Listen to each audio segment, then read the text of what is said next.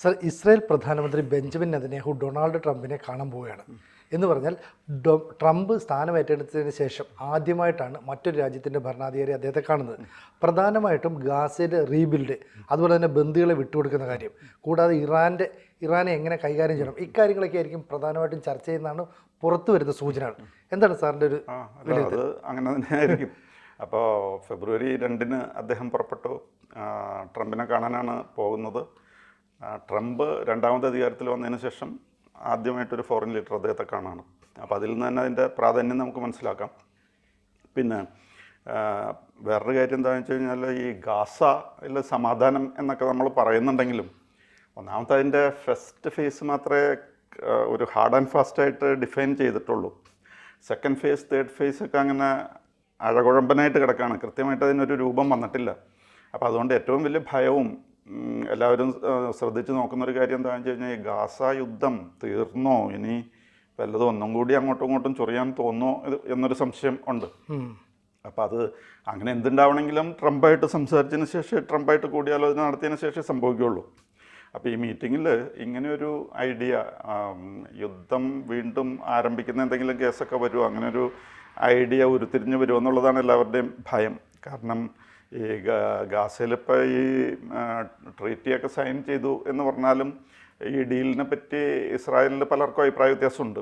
അവിടുത്തെ ഈ റൈറ്റ് അല്ലെങ്കിൽ എക്സ്ട്രീം റൈറ്റ് വിഭാഗത്തിൽപ്പെട്ട ആൾക്കാരൊക്കെ അവിടുത്തെ ഫൈനാൻസ് മിനിസ്റ്ററും ഡിഫൻസ് മിനിസ്റ്ററൊക്കെ അഭിപ്രായ വ്യത്യാസം രേഖപ്പെടുത്തിയിട്ടുണ്ട്. അപ്പോൾ അങ്ങനെ ഒരു പ്രശ്നം കിടപ്പുണ്ട്.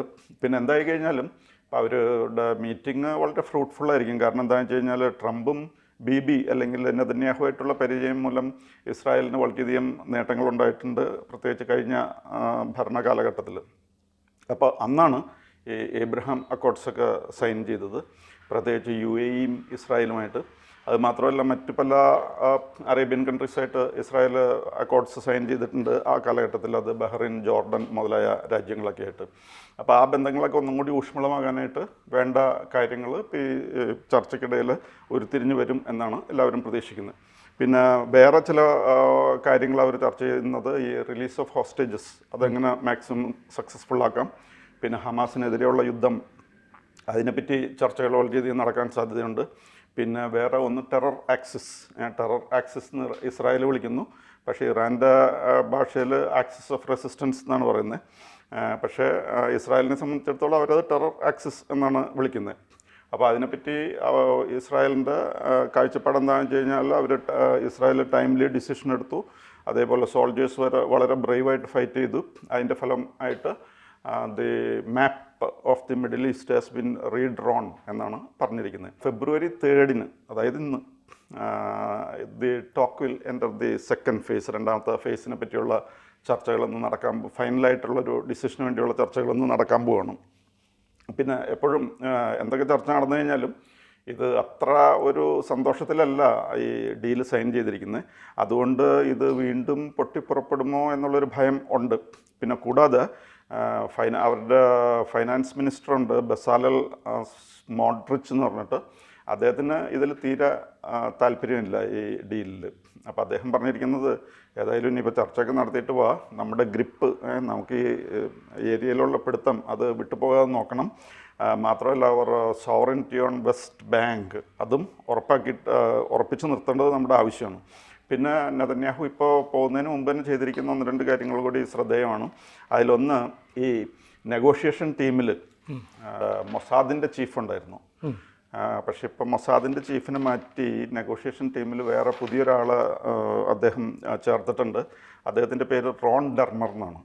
റോൺ ഡെർമർ എന്ന് പറയുന്നത് സ്ട്രാറ്റജിക് അഫയേഴ്സ് മിനിസ്റ്ററാണ്. അദ്ദേഹമാണ് ഈ നെഗോഷിയേറ്റിംഗ് ടീമിലേക്ക് വന്നിരിക്കുന്ന പുതിയ മെമ്പർ. അപ്പോൾ പഴയ ആൾ മൊസാദിൻ്റെ ചീഫായിരുന്ന ഡേവിഡ് ബാർണിയ എന്ന ആൾക്ക് പകരമായിട്ടാണ് ഈ ഡോൺ ഡെർമർ എന്ന് പറയുന്ന ആൾ വന്നിരിക്കുന്നത്. പിന്നെ വേറൊരു മാറ്റം എന്താണെന്ന് വെച്ച് കഴിഞ്ഞാൽ, ഇപ്പോൾ COS അല്ലെങ്കിൽ ചീഫ് ഓഫ് ആർമി സ്റ്റാഫ്, അതിലും ഒരു മാറ്റം വന്നിട്ടുണ്ട്. ജനറൽ ഹെർസി ഹെൽവി എന്ന് പറയുന്ന ആളായിരുന്നു. അദ്ദേഹത്തിന് പകരം ഇനിയിപ്പോൾ വരുന്നത് ജനറൽ എയാൽ സമീർ എന്ന് പറയുന്ന ആളാണ്. അപ്പോൾ COS അല്ലെങ്കിൽ ചീഫ് ഓഫ് ആർമി സ്റ്റാഫിലും വ്യത്യാസം വന്നിട്ടുണ്ട്. പിന്നെ അതിൻ്റെ ഇടയ്ക്ക് ട്രംപിൻ്റെ ഭാഗത്ത് നിന്ന് ട്രംപും ചില കാര്യങ്ങളൊക്കെ ചെയ്തിട്ടുണ്ട്. അത് ഈജിപ്ഷ്യൻ പ്രസിഡൻറ്റ് ഫത്ത അൽ സിസി ആയിട്ട് അദ്ദേഹം സ്ഥിരം കോണ്ടാക്റ്റ് നടത്തിക്കൊണ്ടിരിക്കുകയാണ്. ഇപ്പോൾ എല്ലാവർക്കും ഉള്ള സാമ്പത്തിക സഹായങ്ങളൊക്കെ നിർത്തിയ കൂട്ടത്തിൽ പക്ഷേ ഇസ്രായേലിൻ്റെയും ഈജിപ്തിൻ്റെയും നിലനിർത്തിയിരിക്കുകയാണ്. ആ സാമ്പത്തിക കാര്യങ്ങളിലൊന്നും ഒരു വിട്ടുവീഴ്ചയും വരുത്തിയിട്ടില്ല ഈ രണ്ട് രാജ്യങ്ങളുടെ കേസിൽ, ഈജിപ്ത് ആൻഡ് ഇസ്രായേൽ. അപ്പോൾ ഇസ്രായേലും നോടുള്ള പോലെ തന്നെ ഈജിപ്തിനോടും ട്രംപിന് ഇഷ്ടമാണ്. അതേപോലെ അൽ സിസി ഇദ്ദേഹവുമായിട്ട് വളരെ സഹകരിക്കാൻ തയ്യാറായിട്ട് ആണ് നിൽക്കുന്നത്. പക്ഷേ ഈ പുതിയ പ്ലാൻ പറഞ്ഞിരിക്കുന്നത് ഈ ഗാസയുടെ കേസിൽ ക്ലീൻ ഔട്ട് എന്ന് പറഞ്ഞിരിക്കുന്നത് എന്തുമാത്രം നടപ്പാകും അല്ലെങ്കിൽ അത് പ്രാവർത്തികമാകുമോ എന്നുള്ള കാര്യത്തിലൊക്കെ കുറേ സംശയമുണ്ട്. അത് വലിയ ചർച്ച വിഷയം സാറേ. കാരണം പറഞ്ഞാൽ ഇപ്പോൾ റീബിൽഡ് ചെയ്യുക ഗാസ, അതാണ് നെതന്യാഹുവിൻ്റെ ആഗ്രഹം, ട്രംപിൻ്റെ ആഗ്രഹം. അതിലൂടെ കുറച്ച് ബിസിനസ് താല്പര്യമുണ്ട് ട്രംപിനും അമേരിക്കയ്ക്കും ഒക്കെ കുറേ ഇൻവെസ്റ്റ് ചെയ്യാം. പക്ഷേ ഇവിടെയുള്ള ഗസയിലുള്ള മുഴുവൻ ആളുകളും പോകരുത് എന്ന് കൃത്യമായിട്ട് ഹമാസ് പറയുന്നുണ്ട്. പണ്ടൊരിക്കൽ ഇതുപോലെ ഇവരെ അവിടെ നിന്ന് മാറ്റി മറ്റൊരു സ്ഥലത്തേക്ക് പാർപ്പിക്കാമെന്ന് പറയുമ്പോൾ അന്ന് ഹമാസ് അതിനെ ശക്തയുക്തം എതിർത്താണ്. ഇപ്പോൾ വീണ്ടും ഇവരെ മാറ്റുക എന്ന് പറയുന്നത് അവർ യോജിക്കുന്നില്ല. അതുകൊണ്ട് തന്നെ ട്രംപും ഈ നെതന്യാഹു ഒരുപക്ഷെ തീരുമാനം എടുക്കുക, റീബിൽഡ് എന്ന് പറയുന്നത് നമ്മുടെ ആവശ്യമല്ല, അതുകൊണ്ട് നമ്മൾ ആ പ്ലാനെ ഉപേക്ഷിക്കാം, അപ്പോൾ നമ്മൾ ഗാസയെ തൽക്കാലം തൊടണ്ട, ആ രീതിയിലായിരിക്കില്ലേ കാര്യങ്ങൾ? അപ്പോൾ അങ്ങനെ ചെയ്ത് കഴിയുമ്പോൾ പിന്നെ ഗാസയിൽ കയറി താമസിക്കാൻ സ്ഥലമൊന്നും ഉണ്ടാവില്ല. ബിൽഡിങ്സ് ഒരുവിധം മുഴുവനും പോയി, മുഴുവനല്ലെങ്കിലും നല്ല ഒരു ശതമാനം പോയി. കോൺക്രീറ്റ് കൂമ്പാരമായി, കോൺക്രീറ്റ് കൂമ്പാരമായി അത് മുഴുവനും മാറ്റി പുതിയത് പണിയണം. അപ്പോൾ ഇവർ ആരെങ്കിലും ഉത്തരവാദിത്തപ്പെട്ട ആൾക്കാരുടെ കയ്യിലേക്ക് പണം ചെന്നില്ലെങ്കിൽ അത് കൂടുതൽ ഡാമേജിങ് ആയിരിക്കും. കാരണം എന്താണെന്ന് വെച്ച് കഴിഞ്ഞാൽ ഹമാസിൻ്റെ കയ്യിൽ കിട്ടിക്കഴിഞ്ഞാൽ ബിൽഡിംഗ് പണിയൊന്നും അധികം നടക്കില്ല.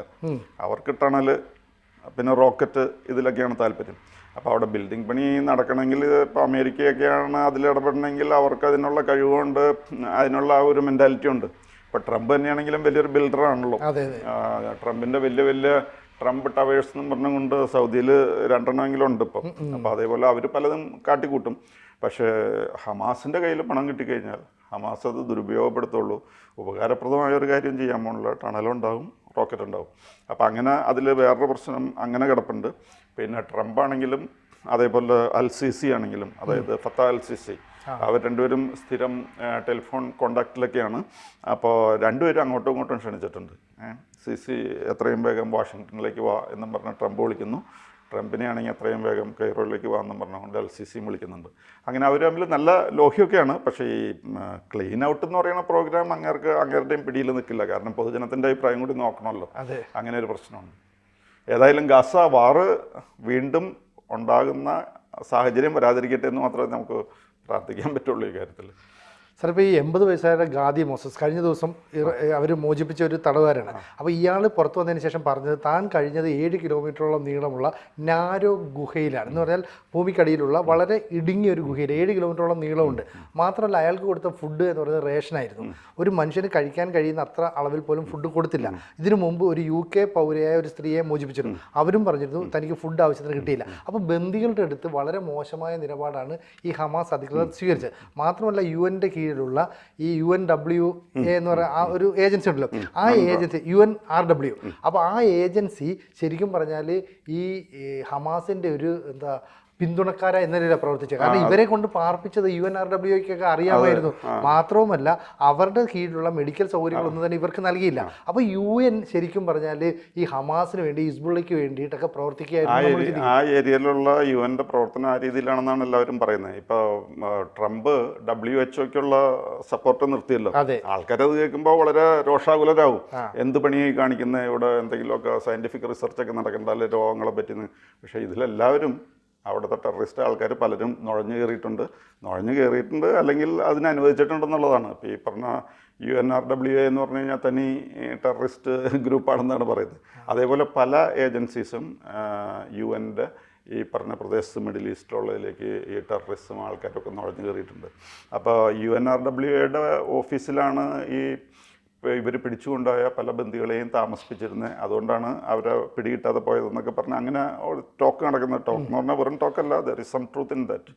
സം ട്രൂത്ത് അല്ല, നല്ലപോലെ ബന്ദികൾ തന്നെ തുറന്നു പറയുന്നുണ്ട് ഞങ്ങളൊക്കെ അവിടെ ഉണ്ട്. അപ്പോൾ അങ്ങനത്തെയാണ് സാഹചര്യം. അപ്പോൾ ഇപ്പം ട്രംപ് ആയതുകൊണ്ടാണ് ഇതൊക്കെ നടക്കുന്നത്. അല്ലെങ്കിൽ ബാക്കിയുള്ള പ്രസിഡന്റ്മാരൊക്കെ ആണെങ്കിൽ പറയും അത് UN-ൻ്റെ കാര്യമല്ലേ, ലോകത്തിനെ മുഴുവനും ബാധിക്കുന്നതല്ലേ, രോഗങ്ങളൊക്കെ നമുക്ക് കണ്ടുപിടിച്ച് ചികിത്സിക്കാനായിട്ട് റിസർച്ച് നടത്തേണ്ടതെന്നൊക്കെ പറഞ്ഞ് ഭയങ്കര ജനറസ് ആയിട്ട് സംസാരിക്കും. പക്ഷേ ഈ ജനറോസിറ്റി പലരും എക്സ്പ്ലോയിറ്റ് ചെയ്യാണ്.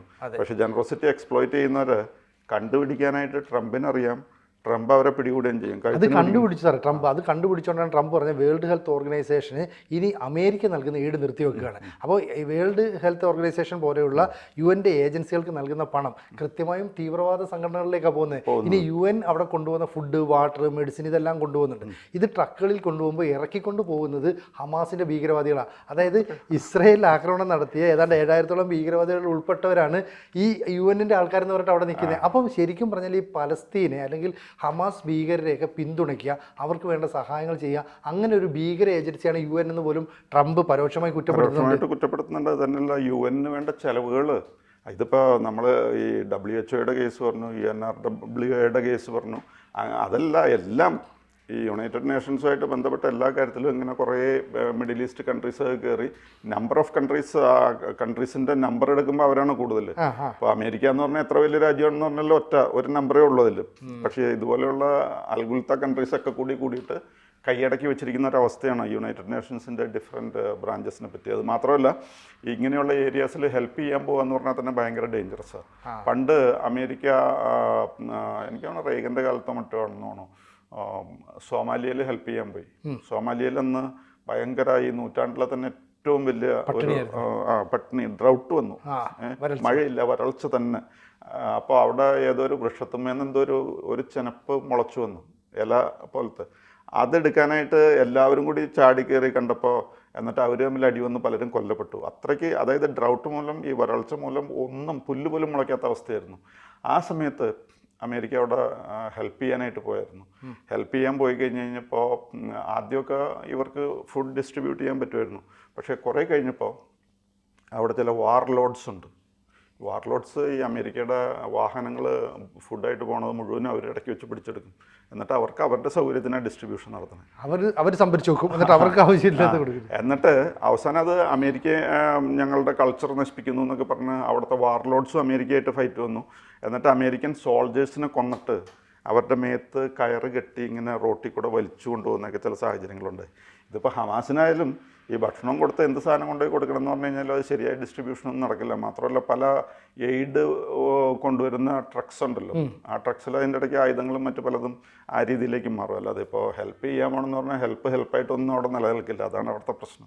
അപ്പോൾ നിലവിൽ ഈ ഒരു ചെയ്യുന്ന എഗ്രിമെൻറ്റ്, അതായത് ഹമാസ് കൃത്യമായിട്ടത് പാലിച്ചെങ്കിൽ മാത്രമേ ഇസ്രായേൽ ആ എഗ്രിമെൻറ്റിനോട് യോജിക്കുള്ളൂ എന്ന് പറഞ്ഞു. അങ്ങനെ അല്ലെങ്കിൽ ഞങ്ങൾ അറ്റാക്ക് ചെയ്യുമെന്ന് പറഞ്ഞിട്ടുണ്ട്. ഇപ്പോഴും കേൾക്കുന്നത് ഹമാസിൻ്റെ ചില കേന്ദ്രങ്ങളിലേക്ക് ഇസ്രായേൽ ആക്രമണം നടത്തുന്നുണ്ട് എന്ന് പറഞ്ഞാൽ അവർ ചില കാര്യങ്ങൾ വിട്ടുവീഴ്ച ചെയ്യുന്നില്ല. മാത്രമല്ല ബന്ദികളെ വിട്ടുവീഴ്ച, ഇപ്പോൾ ബന്ദികളെ വിട്ടുകൊടുക്കുമ്പോൾ ഒരു തവണ വിട്ടുകൊടുത്തത് ഈ ഗസയിൽ തിങ്ങിക്കൂടിയ ജനക്കൂട്ടത്തിന് നടുവിൽ കൂടെയായിരുന്നു.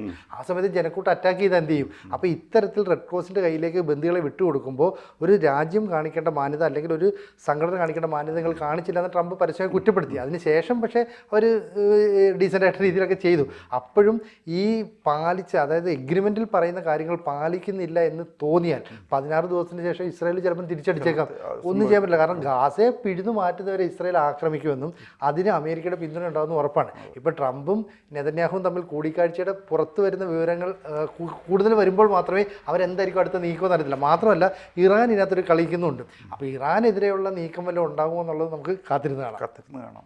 കൂടുതൽ വാർത്തകളും വിശേഷങ്ങളും നിങ്ങളിലേക്ക് എത്താൻ ABC മലയാളം സബ്സ്ക്രൈബ് ചെയ്യുക, ബെൽ ബട്ടണും അമർത്തുക.